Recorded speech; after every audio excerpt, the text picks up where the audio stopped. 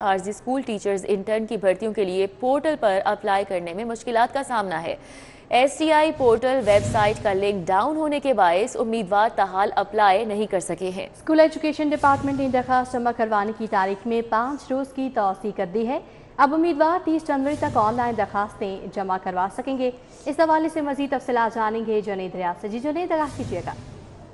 جی school teacher returns کی عارضی بھرتی کا معاملہ ہے اور اس حوالے سے 12,500 جو اسکول ٹیچر ریٹرنز ہیں وہ بھرتی کیے جانے ہیں، لیکن جو تاریخ دی گئی تھی 25 تاریخ آن لائن پورٹل پر درخواست جمع کرانے کی، تو امیدواروں کو مشکلات پیش تھی کیونکہ جو ویب سائٹ کا لنک تھا وہ بار بار ڈاؤن جا رہا تھا، تو اس وجہ سے ہزاروں امیدوار جو ہیں آن لائن درخواست جمع کروانے میں انہیں مشکلات کا سامنا تھا۔ تاہم سیکٹری اسکول ایجوکیشن پنجاب نے نوٹس لیتے ہوئے تاریخ میں 5 روز کی توسیع کر دی ہے۔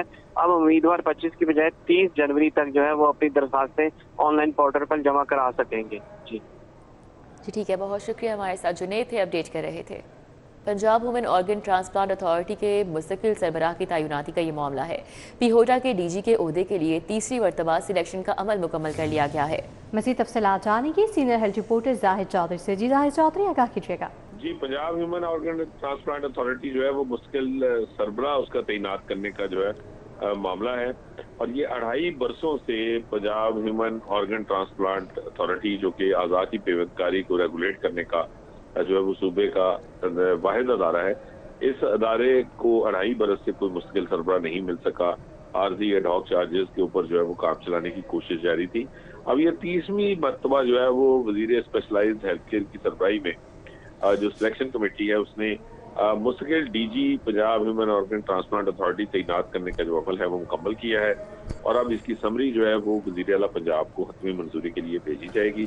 اس میں 3 نام جو ہے وہ شامل کیے جائیں گے۔ سمری میں جو ٹاپ 3 ہوں گے، فرسٹ، سیکنڈ اینڈ تھرڈ، ان کو جو ہے وہ انٹرویوز کے بعد جو ہے وہ ان کا فائنل جو ہے وہ ان کی سمری اب وزیر اعلیٰ کو ارسال ہوگی۔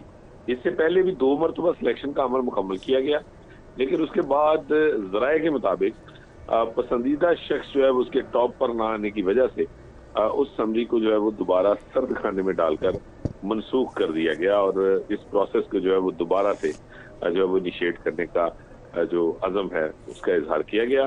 اور اسی جو ہے وہ کوشش میں اب تک محکمہ اسپیشلائزڈ ہیلتھ کیئر کے ارباب اختیار جو ہیں وہ 2.5 برس گزار چکے ہیں، لیکن D G Punjab human organ transplant authority جو ہے اس کے عہدے پر کوئی مستقل تعیناتی نہیں ہو سکی۔ لیکن اب یہ تیسری مرتبہ جو سلیکشن کی گئی ہے، اس کی اب اسمبلی جو ہے وہ یہ آنے والے دنوں میں پتہ چلے گا کہ وہ کب تک جو ہے وہ وزیر اعلیٰ سیکریٹریٹ پہنچتی ہے اور اس کی منظوری لے کر کسی مستقل سربراہ کو پنجاب ہوٹا میں جو ہے وہ تعینات کیا جا سکتا ہے۔ جی ٹھیک ہے، بہت شکریہ، زاہد چودھری ہمارے ساتھ تھے، تفصیلاً اپڈیٹ کر رہے تھے۔ پنجاب صاف پانی اتھارٹی کے بورڈ میں سیاسی ممبران کا اضافہ۔ منڈی بہاولپور سے ایم پی اے مسز حمیدہ میاں بورڈ میں شامل کر دی گئی ہیں۔ بہاولپور سے ایم پی اے خالد محمود بابر بورڈ میں شامل ہو گئے ہیں۔ مزید کون کون سے نام شامل ہیں جانیں گے در نایاب سے۔ جی در نایاب۔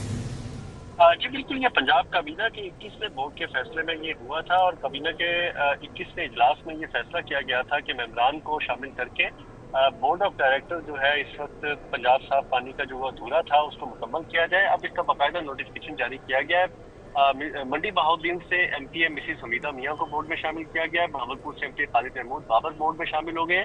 سابق ایم پی اے میاں عرفان دولتانہ کو بورڈ میں شامل کر لیا گیا ہے، اور اس کا باقاعدہ نوٹیفکیشن جو ہے وہ جاری کر دیا گیا۔ پنجاب کابینہ کی منظوری کے بعد یہ نان آفیشیل ممبرز کے تقرر کا فیصلہ ہوا ہے۔ پنجاب صاف پانی اتھارٹی کے بورڈ ممبران سے مکمل ہونے کے بعد زیر التوا معاملات چلنے کا امکان پیدا ہو گیا۔ صاف پانی کمپنی کے مسائل اور فنڈز کا کنٹرول، استعمال سے متعلق تمام فیصلے ہو سکیں گے۔ پنجاب صاف پانی کے نئے منصوبہ ایجاد کی منظوری مل سکے گی، اور صاف پانی کے اندر ملازمین کی مستقلی اور اس سے ہمارے اہم فیصلے میرے غور آتے ہیں۔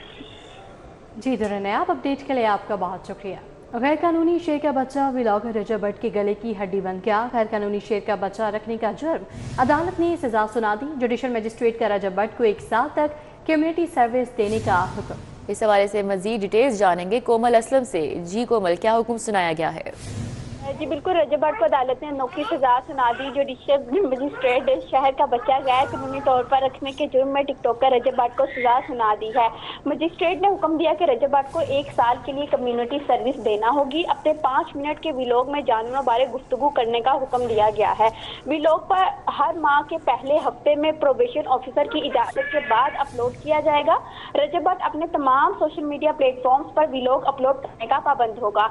महकमा वाइल्ड लाइफ को जानवरों के तहफ्फुज़ बारे तमाम मवाद रजब भट्ट को फराहम करने की हिदायत की गई है। रजब भट्ट जो प्रोबेशन ऑफिसर जाती तौर पर भी तलब करे तो रजब भट्ट हाजिरी का पाबंद होगा। फैसले पर अमल दरामद ना होने की सूरत में रिपोर्ट अदालत को पेश करना होगी। रजब भट्ट ने बयान दिया कि मैं नहीं जानता था कि जंगली जानवर बतौर तोहफा वसूल नहीं करते। मैंने अपनी इस हरकत से गलत मिसाल कायम कर दी है। और मैं आपको बताती चलूं कि जुडिशियल मजिस्ट्रेट ने शहर का बच्चा गैर कानूनी तौर पर रखने के जुर्म में टिकटॉकर रजब भट्ट को सजा सुना दी है। जी ठीक है, बहुत शुक्रिया कोमल असलम। उधर गढ़ी शाहू फिरोज स्ट्रीट समेत दीगर गलियों में बिजली की लटकती तारों का दरीना मसला हल न हो सका।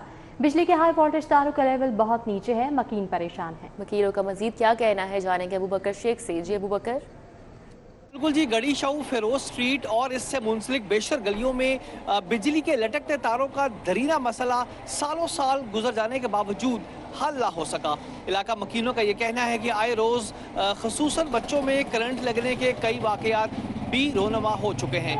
यहाँ के मकीन मेरे साथ मौजूद है, इनसे बात करेंगे। कब से जी इन गलियों के ये हालात हैं और क्या कहेंगे इस पे? हम उसको 25 साल से तो मैं देख रहे हैं इनको ऐसे केबल चल रही हैं और शटरों में भी करंट आवाज़ का आ जाता है। रिसेंट अभी ये मेरे बच्चा छोटा सा ये देखें, इसको भी लगा था करंट। तो हमने तो काफ़ी दफ़ा इनको कहा, जो कौंसिल मुतलका थे उनको भी कहते रहे कि भाई इनको करें, इसका मसला हल करें, तो कोई भी नहीं अभी तक हुआ ये क्लियर। बिल्कुल जी, इन इलाके में अब लटकते तारों का जो ये मामला है ये देख सकते हैं। इनका ये कहना अबू बकर शेख, अपडेट के लिए आपका बहुत शुक्रिया। मुस्तफ़ाबाद एम ब्लॉक का वाटर फिल्ट्रेशन प्लांट भी अरसा दराज से खराब है। फिल्ट्रेशन प्लांट के नल भी गायब। इंतजामिया ने फिल्ट्रेशन प्लांट को ताला लगा दिया। क्या सूरत हाल है, उस्मान खादिम कब्बोह बता रहे हैं। जी उस्मान।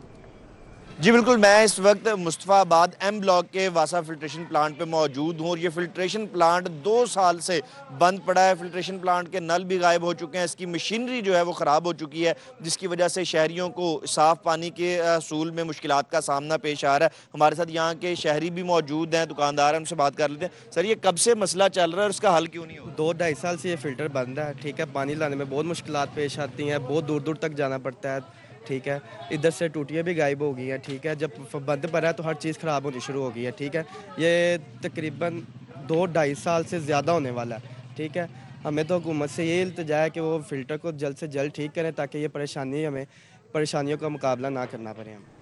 जी, जो यहाँ के मकीन हैं वो हुकूमत से। खादिम कम्बो, अपडेट के लिए आपका बहुत शुक्रिया। गुलबर्ग पार्लिमानी सेक्रेटरी बराए इंसानी हकूक़ व अक़लियत उमूर सोनिया आशिर की इंटरफेथ वफ्द से मुलाकात। चेयरमैन कौमी अमन कमेटी मिनावटी पंजाब कामरान परवेज़ चौधरी की सरबराही में वफ्द की आमद हुई।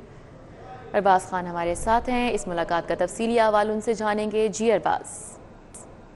बिल्कुल, इस वक्त मैं मौजूद हूँ पार्लिमानी सेक्रेटरी बराए इंसानी हकूक़ व अक़लियती अमूर सोनिया आशिर के हमरा, जिनकी जानिब से मजहबी हमहंगी के हवाले से एक जो है मीटिंग का इनेकाद किया गया, जिसके अंदर तमाम तर दीन और तमाम तर मज़ाहिब को साथ लेकर चलने पर गुफ्तगू हुई। मज़ीद क्या तफसीलात हैं उन्हीं से जानते हैं।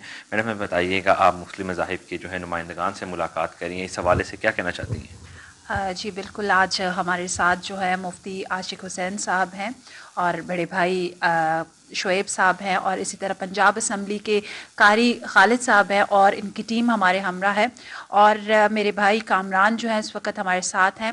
तो ये आज हमारी मुलाकात का मकसद और हमारा मिलना जो है वो इस बात की निशानदेही है, इस बात की जो है वो अवेयरनेस है कि हमारे लिए तमाम मज़ाहब जो है वो इक्वलिटी में है। हम सबको साथ लेकर चलना चाहते हैं, जिस तरह मेरी कायदे मोहतरमा मरियम नवाज शरीफ वज़ीर आला पंजाब ने जो है एक खूबसूरत जेस्चर दिया है और मेरी इनके साथ बड़ी खूबसूरत मुलाकात रही कि किस तरह से हम सबको जो है एक प्लेटफॉर्म पर बगैर किसी मजहब के तासुब के किए हुए हम। अरबाज खान, अपडेट के लिए आपका शुक्रिया। DGLDA ताहिर फारूक का सिटीजन फैसिलिटेशन सेंटर का दौरा। DGLDA ने सिटीजन फैसिलिटेशन सेंटर की सेकंड शिफ्ट की कारकर्दगी का जायजा लिया। घंटों में मौसूल की गई दरखास्तों की प्रोसेसिंग का जायजा लिया गया। Director DG headquarter Asif Hussain और director citizen facilitation centre Rehan Athar की ब्रीफिंग। DGLDA ने हाउसिंग की मुख्तलिफ डायरेक्टोरेट में पेंडिंग दरखास्तों का जायजा लिया। सिटीजन फैसिलिटेशन सेंटर में मौसूल दरखास्तों का बर वक्त रिस्पॉन्स यकीनी बनाया जाए। DGLD ने हिदायत जारी की। उनका मज़ीद कहना था कि अफसरान इजाफी औकात में काम करके पेंडेंसी 100% क्लियर करें। DGLD ने ई खदमत काउंटर का भी दौरा किया। DGLD ने ऑनलाइन रिहायशी बिल्डिंग प्लान की मंजूरी के प्रोसेस का जायजा लिया।